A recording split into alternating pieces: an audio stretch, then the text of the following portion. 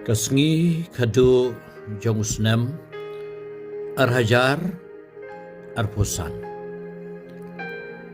Yohanes iway hadu khatpra.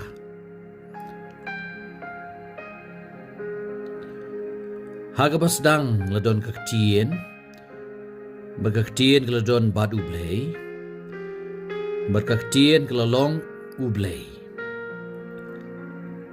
Ladon nadu kabasdang bad ublay, badau latau ya kiai baro, bad klem mau om shem latau ruem.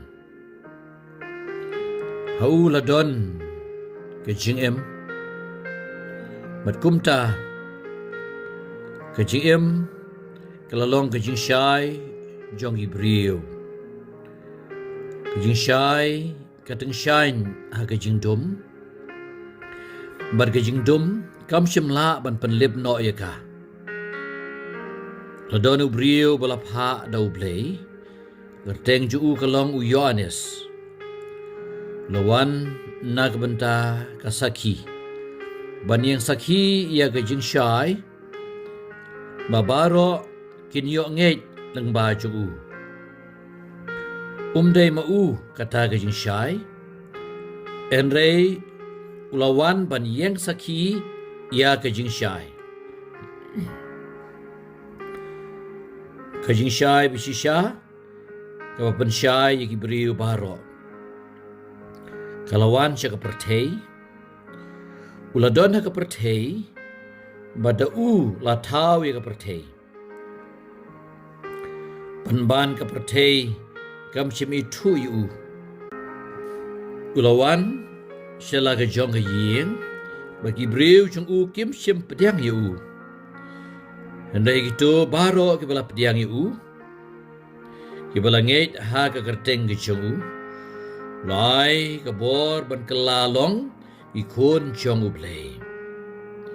Igi balaka om nakasnam lamne nakamon jong kato, lamne nakamon jong ubriu henrei na ublay. Berkaktien kalawan longdo berkelasyong sa batngi, kaladab da kecing berkejing sisya. Bagi liyo ia keburam kejong keburam keba kum kejong ukun bamarwe jong ukpa. Yohanes ulayeng saki yau badulapan bena dari syapangune bangalaong uta wawan hadien jonga ulong hashwa jonga namar uladon hashwa jonga. Bana kejing dab bapura jong ngi baro ngeliyo pediang.